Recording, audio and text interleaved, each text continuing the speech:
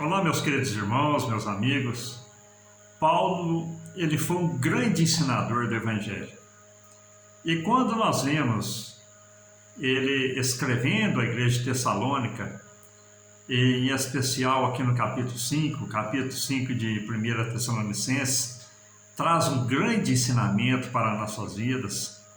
E o versículo 23, ele vem nos dizer: "E o mesmo Deus de paz vos santifique em tudo, e todo o vosso corpo, espírito e alma sejam plenamente conservados, irrepreensíveis para a vinda de nosso Senhor Jesus Cristo."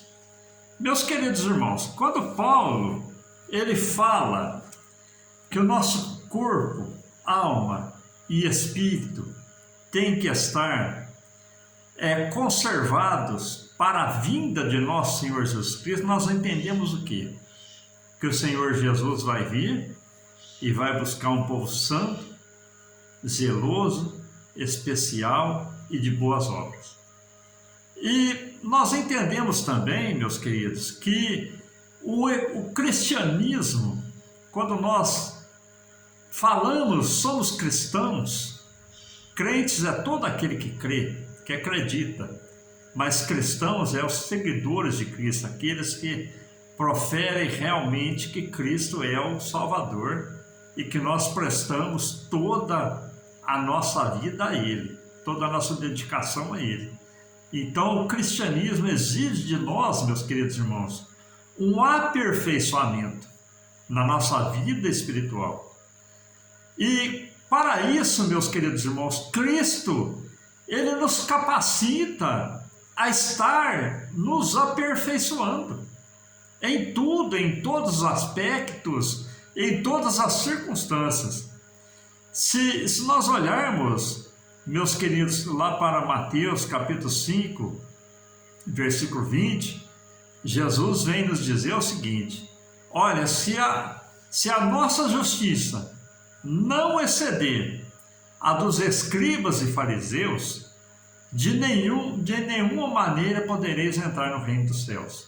Então o cristão, ele tem que ser diferenciado dos homens. O cristão, ele tem que ser diferenciado até mesmo dentro da sua própria igreja. Ele tem que ser realmente uma pessoa que tenha o seu corpo, alma e espírito transformados. Nós vemos aqui, meus queridos irmãos, que Paulo, ele mostra nesses versículos que nós acabamos de ler, a tricotomia. Tricotomia, o que é? É o homem formado em três partes: corpo, alma e espírito. Corpo é o que nós vemos no nosso próximo, nós olhamos no espelho e vemos a nós mesmos. A alma, meus queridos, é onde estão os sentimentos, é onde nós sentimos tudo que o mundo nos causa, ou alegria, ou mal, ou os prazeres. Agora, o Espírito é aquele que nos eleva a Deus. Através do Espírito é que chegamos a Deus, temos comunhão com Deus, temos comunhão com os céus. Então, essas três áreas, Paulo vem exortar a igreja, olha, e pedir em oração que o nosso corpo, alma e espírito sejam plenamente conservados, irrepreensíveis, para a vinda de nosso Senhor Jesus Cristo. E nós olhamos aqui, meus queridos irmãos, que o homem, quando Paulo ele coloca o seu corpo, alma e espírito na santificação diante de Deus, nós vemos que a santificação, meus queridos irmãos, ela envolve o que? A tricotomia. De que maneira? Nós, nosso Deus e nosso próximo.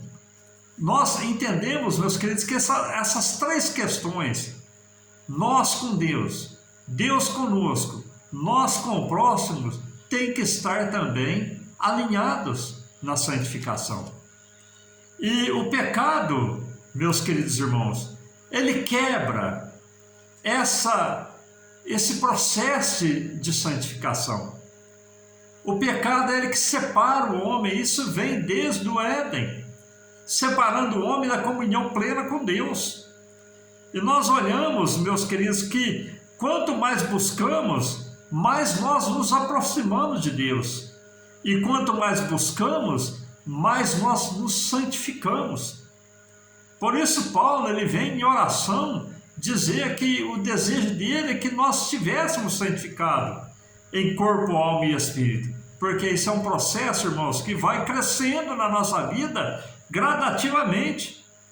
Quando temos visão de cristão, de um verdadeiro cristão, começamos a ver diferença entre o justo e o ímpio e começamos a fugir do pecado, do erro, daquilo que nos embaraça, daquilo que faz com que o nosso corpo e alma e espírito não estejam plenamente conservados e irrepreensíveis para a vinda do Senhor.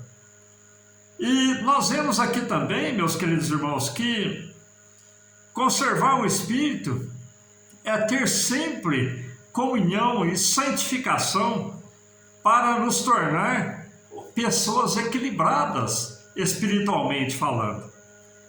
E isso nós podemos, meus queridos, ter uma vida saudável, ter uma vida equilibrada através da nossa santificação, no nosso corpo, fugir do erro, evitar contendas, estar em oração, estar em consagração e manter uma vida em comunhão com Deus. Com isso, nós vamos conservando o nosso corpo, alma e espírito irrepreensíveis para a vinda do Senhor.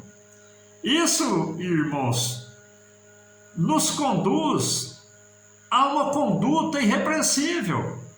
Como Paulo diz, conservar nosso corpo e alma e espírito irrepreensível. Mas isso também, meus queridos irmãos, devemos compreender que isso não nos torna perfeitos. Como explicar, irmão Silvio, que ter uma vida irrepreensível não nos torna perfeitos? Diante de Deus, meus queridos irmãos, nós nunca seremos perfeitos. Cristo tem uma palavra na Bíblia Sagrada que nos diz que naquele dia Ele nos aperfeiçoará. Então, até no dia do arrebatamento, seremos imperfeitos. E com isso nós entendemos, meus queridos irmãos, que nós somos totalmente dependentes da misericórdia do Senhor para ter o nosso corpo, alma e espírito irrepreensíveis.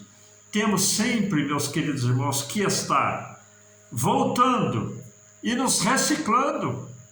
Erramos, vamos voltar e vamos reparar o erro. Falhamos com o nosso próximo, vamos pedir desculpa, vamos pedir perdão, vamos reparar o nosso erro para que o nosso corpo, alma e espírito estejam completamente irrepreensíveis para a vinda do nosso Senhor Jesus Cristo. Então devemos estar sempre reciclando a nossa vida espiritual para estar com a nossa vida sendo cada vez mais aperfeiçoada. É o que Paulo diz: o mesmo Deus vos santifica em tudo, em vosso corpo, alma e espírito. Amém? Então, grande ensinamento do apóstolo Paulo para a igreja de Tessalônica e para as nossas vidas também. Por que tudo isso, meus queridos irmãos? Porque o nosso corpo, a nossa alma e o nosso espírito tem que estar irrepreensível para a vinda de nosso Senhor e Salvador Jesus Cristo. Porque Ele veio buscar os justos, Ele veio buscar os santos, Ele veio buscar aqueles que estão com a sua vida irrepreensível diante da sua presença. Amém? Que Deus te abençoe, que Deus nos dê força, nos dê graça para estar cumprindo a palavra, porque a vinda do nosso Senhor Jesus Cristo está muito mais perto do que o dia em que aceitamos a Ele como nosso Salvador. Amém? Que Deus te abençoe com as mais ricas bênçãos do céu, provinda para o meu, para o seu coração. Amém. Fiquem todos com Deus.